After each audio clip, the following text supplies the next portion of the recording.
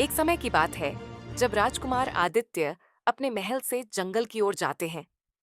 वह जंगल बहुत खूबसूरत था। उस जंगल में एक शेर रहता था।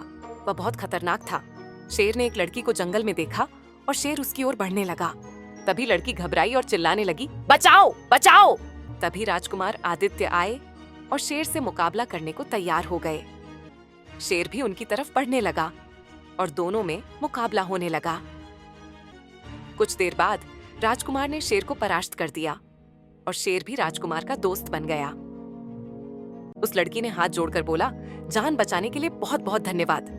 फिर राजकुमार आदित्य ने पूछा, आप कौन हैं? लड़की बोली, मैं पास के राज्य की राजकुमारी सुनैना हूँ। फिर राजकुमार ने बोला, मेरा राज्य पास में ही है और बहुत देर भी हो चुकी है। अगर आप चाहे तो मेरे साथ चल सकती हैं। तभी राजकुमारी ने बोला, ठीक है, लेकिन तुम मेरे राज्य में महाराज को संदेश भिजवा दें कि राजकुमारी हमारे राज्य में है और सुरक्षित है। और वे दोनों राज्य की ओर चल दिए। वे दोनों राज्य में पहुंच गए। राजकुमारी ने राज्य को देखा और बोला, बहुत ही सुंदर राज्य है। फिर राजकुमार ने बोला, आओ मैं तुम्हें पूरा राज्य दिखाता हूँ। और वे दोनों राज्य में घूमने लगे। राजकुमार ने राजकुमारी को राजा से मिलवाया। राजकुमारी ने अपने बारे में बताया। राजकुमार को राजा ने अपने पास बुलाया और बहुत गुस्सा किया, क्योंकि राजकुमारी उनके दुश्मन राजा की बेटी थी, और बोला, राजकुमारी को अभी के अभी उनके राज्य भेजा जाए।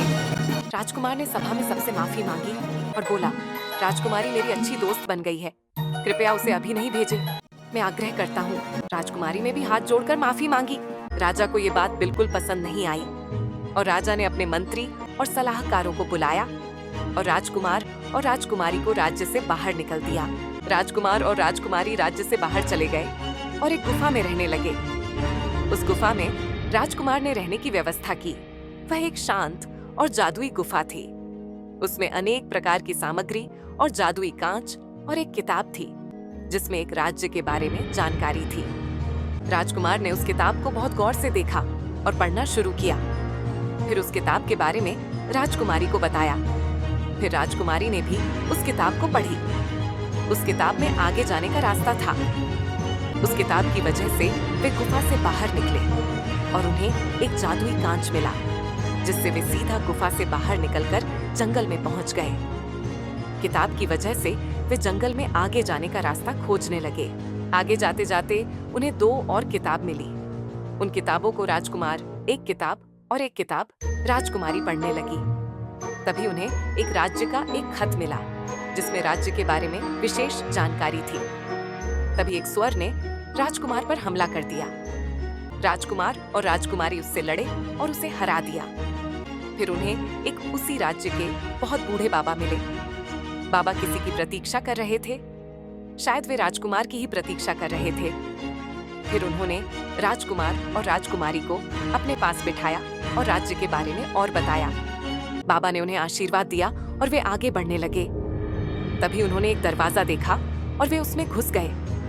तभी उससे बाहर निकलते ही उन्होंने राज्य की कुछ जादुई चीजें देखी और देखते देखते वे महल के पास पहुंच गए। वह महल काफी पुराना था और वहां पर बहुत पुरानी चीजें भी पड़ी थी और वे धीरे धीरे महल में भी पहुंच गए। राजकुमारी ने महल को देखा और दीवारों को छूने लगी और उन्हें यकीन नहीं हो रहा था कि ऐसा भी सुंदर महल हो सकता है। फिर उन्होंने ये बात राजकुमार को बताई। वह बहुत ही सुंदर महल था और उसके चारों ओर हरियाली और शांति थी। राजकुमारी ने पूरे महल को चारों ओर से देखा और सुंदरता को निहारा और सारी चीजों के बारे में समझा। फिर राजकुमार और राजकुमारी महल में प्रवेश कर गए। राजकुमार और राजकुमारी महल में घुसे और घुसते ही वहां पर रखी किताबों और साक्ष्यों को देखा और देखकर राजकुमार और राजकुमारी दंग रह गए, क्योंकि वे साक्ष्य राजकुमार के पिता महाराज अरविंद के खोए हुए राज्य के ही थे।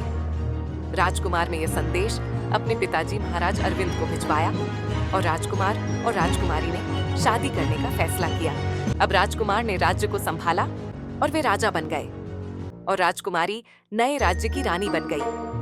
राजा अरविंद का संदेश आया कि वे बहुत खुश हैं कि उनके बेटे ने खोया हुआ राज्य वापस ढूंढ लिया। अब वे उनकी शादी धूमधाम से करवाना चाहते हैं और आदेश दिया कि वे जल्दी हमारे राज्य में लौट आए हम आपकी प्रतीक्षा करेंगे। अब राजकुमार और राजकुमारी अपने राज्य में लौट गए। वहां पर सारा राज्य राजा अरविंद ने सजा रखा था और उनकी शादी की तैयारी भी कर ली थी। बहुत लोगों को बुलाया गया और वे सब बहुत खुश थे और राजकुमार और राजकुमारी को शाबाशी भी दी। महाराज ने शादी का इंतजाम बहुत अच्छे से किया और बहुत सारे पकवान बनाए गए। नगर के सारे बच्चों ने बहुत सारी मौज मस्ती भी की। राजकुमार और राजकुमारी बहुत ही खुश थे और राज्य में राजकुमार और राजकुमारी को हीरोज ऑफ द किंगडम की उपाधि दे दी गई और बहुत सारी बधाई भी दी। महाराज ने भी अपने अंदाज में जमकर आनंद किया और राजकुमार और राजकुमारी ने भी शादी की और वे बहुत खुश हुए। ऐसी वीडियो देखने के लिए हमारे चैनल को लाइक, शेयर एंड सब्सक्राइब करें। धन्यवाद।